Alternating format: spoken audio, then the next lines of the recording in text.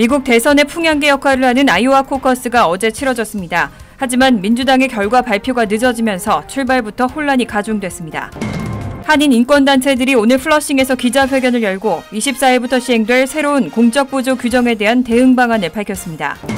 제21대 국회의원 선출을 위한 재외선거 신고 신청 마감일이 11일 앞으로 다가왔습니다. 재외선거에 참여하기 위해서는 2월 15일까지 재외선거 신고 신청을 해야 합니다. 뉴욕 한인회의 공금 유용 혐의를 받고 있는 민승기 전 뉴욕 한인회장을 대상으로 연방법원이 50만 불을 배상하라는 최종 판결을 내렸습니다. 트럼프 행정부 출범 이후 H-1B 비자 신청에 대한 보충 서류 요청 비율이 꾸준히 상승하면서 올 1분기 47%를 기록했습니다.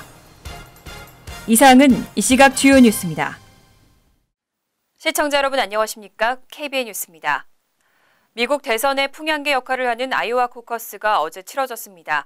하지만 민주당의 결과 발표가 늦어지면서 출발부터 혼란이 가중됐습니다. 앱 코딩에 문제가 있는 것으로 알려졌습니다. 보도에 김찬래 기자입니다. 미국 대선의 첫 관문인 아이오와주 코커스에서 민주당이 개표 결과를 오늘 오후에야 발표하는 소동이 발생했습니다. 민주당이 오늘 오후 5시에 발표한 결과는 신의 피터 부티지지 전 사우스밴드 시장이 득표율 26.9%로 선두를 달리고 있는 것으로 나타났습니다. 2위는 25.1%를 득표한 버니 샌더스, 엘리자베스 워런 상원 의원이 3위, 조 바이든 전 부통령이 4위를 기록하고 있습니다. 아직 개표가 62%에 그치고 있어 최종 결과는 바뀔 수 있지만 이변을 연출하고 있습니다. 어제 저녁 치러진 코커스의 결과 발표가 어플리케이션 코딩의 문제로 늦어지면서 민주당은 단단히 체면을 구겼습니다. 발표가 지연되면서 각 진영은 서로 승리를 주장하는 장면이 연출되고 조 바이든 전 부통령의 추락 등을 담은 각종 음모론까지 나돌기도 했습니다.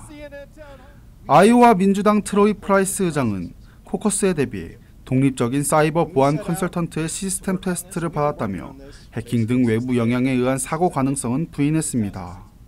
아이오와 코커스에서 사용된 집계 앱은 섀도우라는 기업이 지난해 출시했으며 민주당 측은 작년에 이 기업에 $6만 이상을 지출한 것으로 알려졌습니다. KBN 뉴스 김찬래입니다. 민주당의 당원대회 코커스가 혼란에 빠지면서 트럼프 대통령은 비판의 수위를 높였습니다. 트럼프 대통령은 97.1%의 압도적인 득표율로 승리했습니다.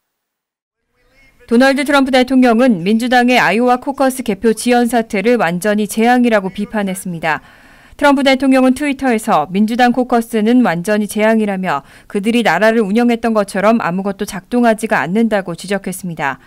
이어 $50억 달러짜리 오바마 케어 웹사이트를 기억하라. 그 금액의 2%만 들었어야 했다며 전날 아이오와에서 매우 큰 승리를 주장할 수 있는 유일한 사람은 트럼프뿐이라고 강조했습니다. 공화당 대선 후보는 사실상 트럼프 대통령으로 확정적입니다. 트럼프 대통령은 공화당의 아이오와 코커스에서도 97%가 넘는 득표율로 승리했습니다. 연방 대법원이 새로운 공적부조 규정의 집행을 허용하는 판결을 내린 후 24일부터 시행을 앞두고 있습니다. 한인 인권단체들이 오늘 플러싱에서 기자회견을 열고 대응 방안을 밝혔습니다. 지난 1월 27일 연방 대법원이 정부의 새로운 공적 부조 규정에 집행을 허용하는 판결 후 24일 시행을 앞두고 있는 가운데 한인 인권단체들의 입장을 표현하는 기자회견이 오늘 플러싱 시민참여센터에서 열렸습니다. 시민참여센터, 민권센터, 이민자보호교회가 주최한 기자회견에서는 반이민 정책 중 이민자들에게 가장 큰 피해를 주게 될 새 공적 부조 규정에 대한 설명과 대응 방안을 소개했습니다. 이번 대법원의 판결로 과거에 정부 보조를 받았거나 앞으로 받을 가능성이 있는 비자 또는 영주권자 신청자들은 우선적으로 기각 대상이 됩니다.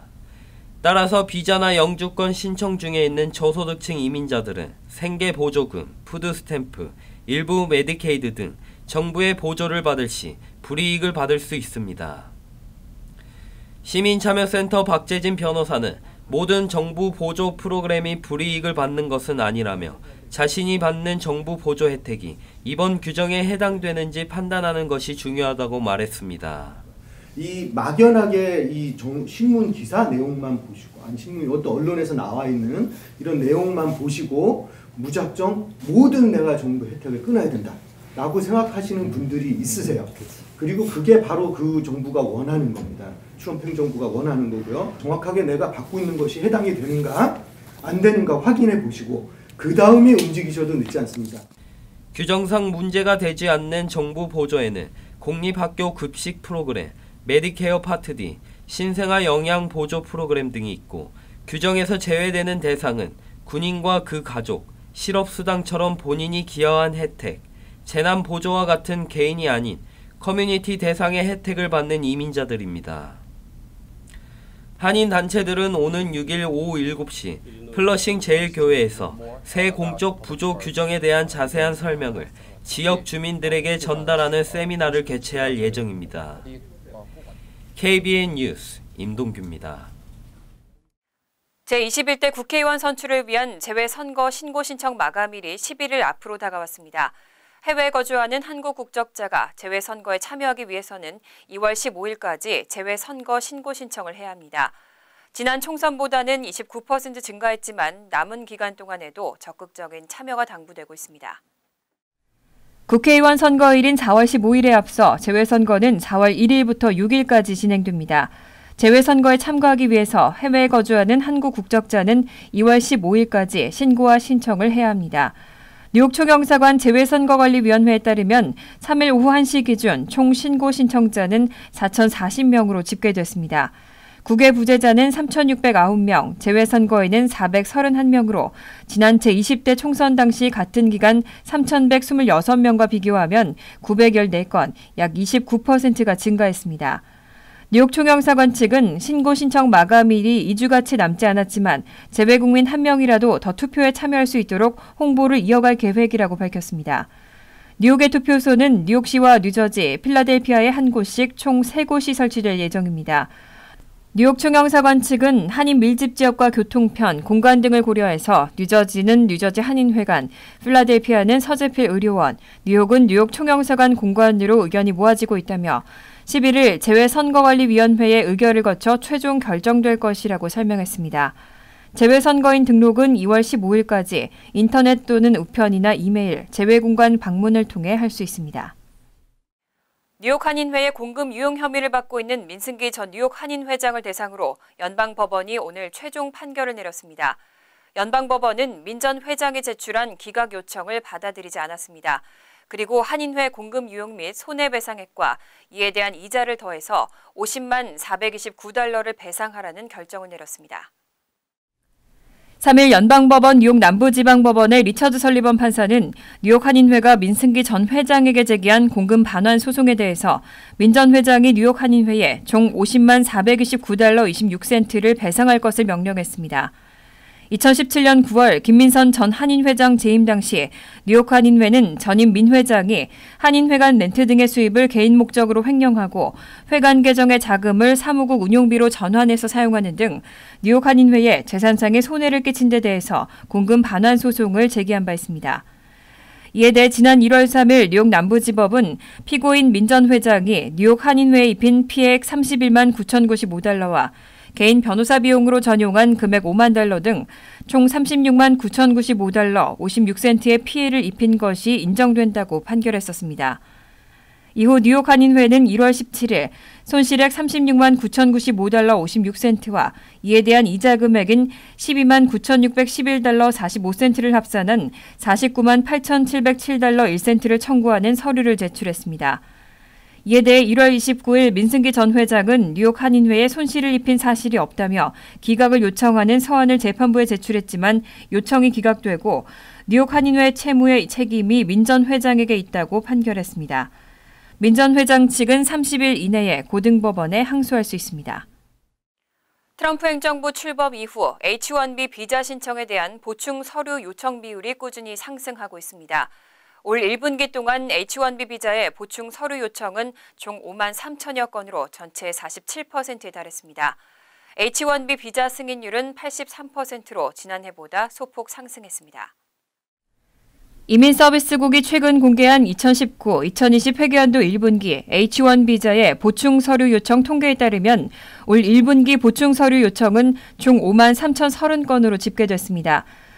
전체 심사 완료 신청서 11만 2,244건의 47.2%를 차지하면서 여전히 높은 비율을 기록했습니다. 2018-2019 회계연도 1분기 60.1%와 비교하면 줄어들었지만 전체 회계연도의 40.2%에 비해서는 올랐습니다. 오바마 전임 행정부 당시와 비교했을 때는 더욱 확연하게 차이를 보입니다. 오바마 행정부 당시엔 2014-2015 회계연도 22.3%, 2015-2016 회계연도에는 20.8%, 2016-2017 회계연도에는 21.4% 등으로 H-1B 비자 신청에 대한 보충 서류 요청 발급 비율이 20%대에 머물렀습니다. 하지만 트럼프 행정부 출범 이후인 2017-2018 회계연도에는 38%, 2018-2019 회계연도에는 40.2% 등으로 상승했습니다. 반면 H-1B 비자 승인율은 올 1분기 83.4%로 직전의 1분기 75.4%에 비해서는 올랐지만 2018-2019 회계연도 전체의 84.8%에 비해선 소폭 낮아졌습니다. 하지만 2014-2015 회계연도의 95.7%, 2015-2016 회계연도 93.9%, 2016-2017 회계연도 92.6% 등에 비해서는 현저히 하락한 것으로 나타났습니다. 앞으로 팰리세이드 파크웨이에서 조지 워싱턴 브릿지로 진입하는 차량은 더 이상 현금으로 통행료를 낼 수 없습니다. 원활한 교통 소통을 위해서 당국이 현금 톨 징수 부스를 폐쇄했습니다.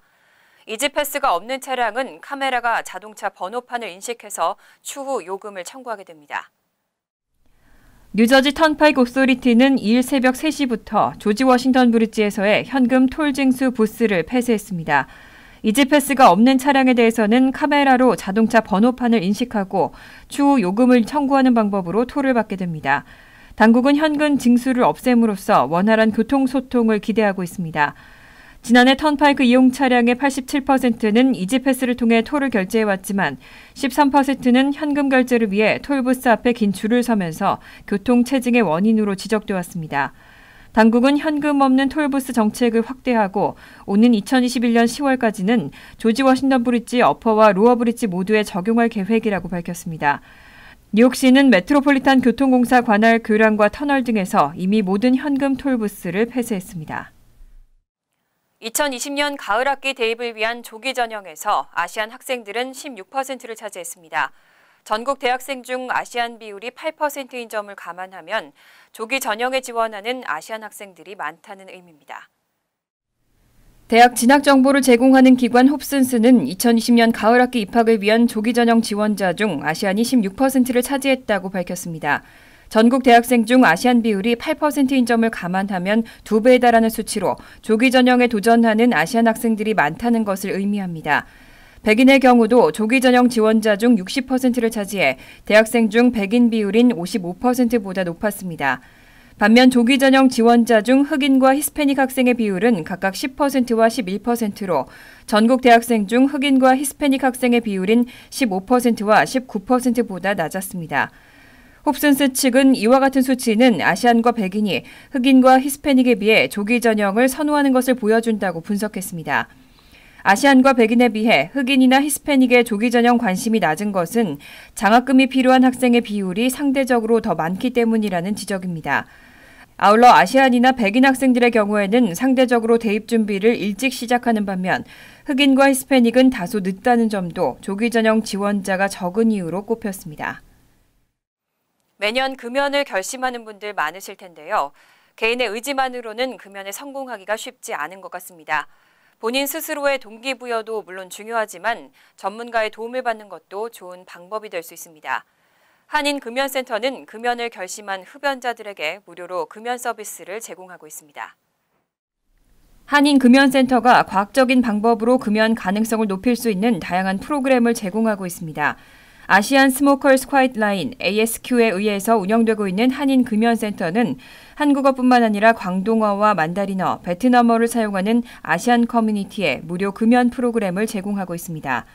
ASQ는 2012년에 개설된 후 15,000명 이상 흡연자의 금연을 돕고 있습니다. 센터의 조사 결과에 따르면 ASQ의 서비스를 이용한 경우의 금연 성공률은 일반 금연 시도자들의 2배 이상인 것으로 드러났습니다. 무료 금연 서비스를 원하는 흡연자들은 핫라인으로 전화하거나 웹사이트 asqkorean.org에 접속해 금연 자료와 안내서를 신청하고 받아볼 수 있습니다. 자격 요건이 되는 흡연자는 2주 분량의 니코틴 패치를 무료로 지원받을 수 있습니다. 흡연자 당사자뿐만 아니라 흡연자의 가족이나 친구가 등록해도 금연을 돕는 방법에 대해서 정보를 얻을 수 있습니다.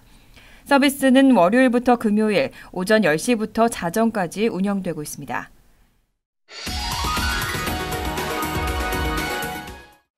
이어서 LA 지역 한인사회 소식입니다. LA시가 10지구에 출마한 그레이스 유 후보의 후원금 모금 절차에 문제를 제기했습니다. 유 후보에게 배당됐던 15만 달러 상당의 선거자금 지급을 전격 취소했습니다. 후원자들이 작성한 양식에 표기 문제가 있었다는 이유입니다. 여준호 기자가 보도합니다.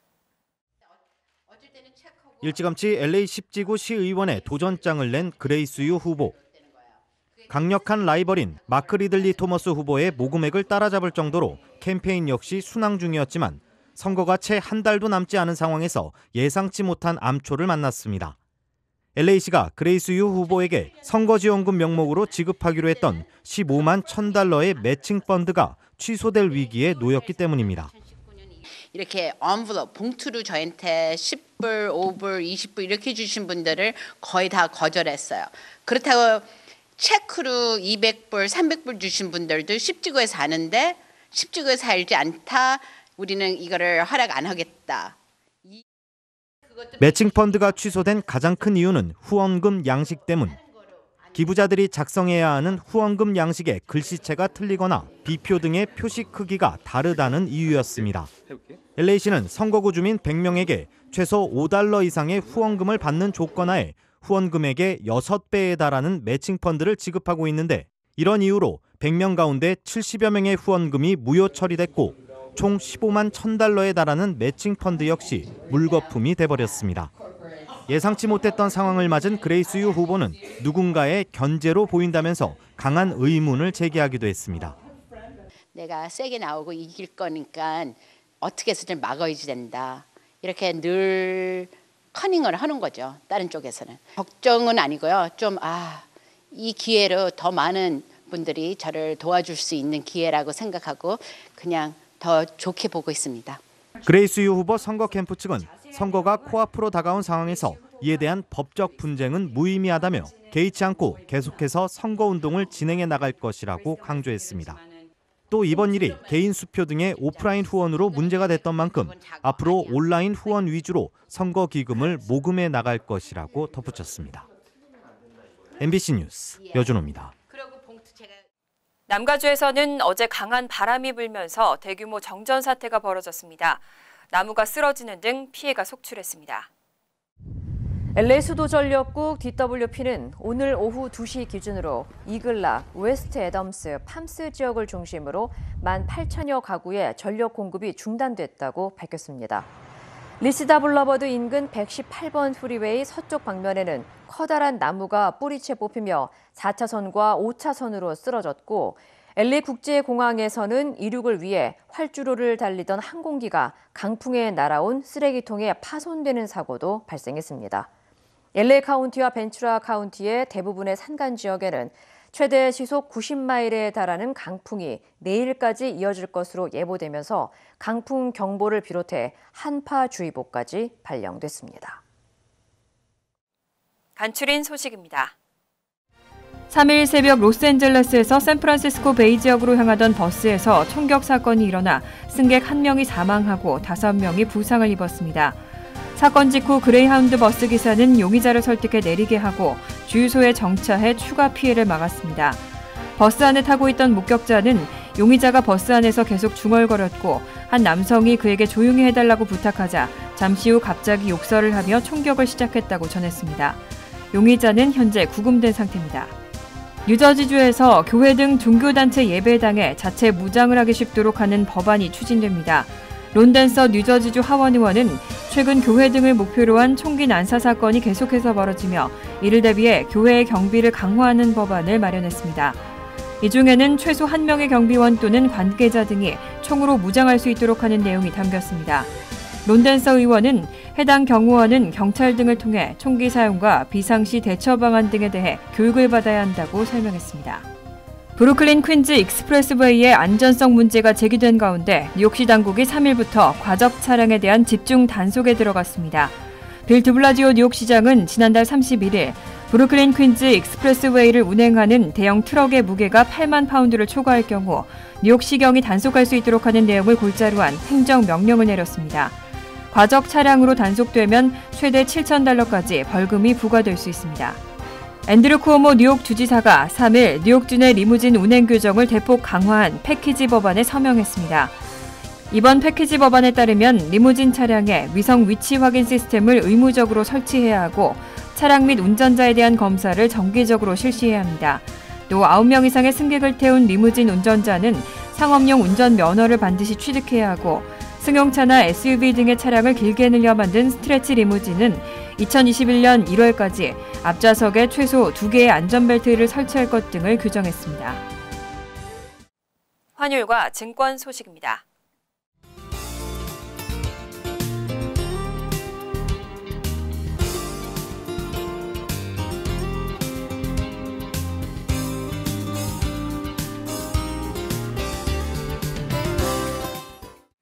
이어서 날씨입니다. 수요일은 아침 한때 비가 조금 내리겠고 밤늦게도 비가 오겠습니다. 낮 최고 기온은 42도, 섭씨 6도, 밤 최저 기온은 35도, 섭씨 2도로 예상됩니다. 목요일도 때때로 비가 오겠습니다. 금요일은 아침 한때 비가 온 후 대체로 흐린 날씨가 되겠습니다. 이상으로 KBN 뉴스를 마칩니다. KBN과 함께 즐거운 저녁 되시기 바랍니다.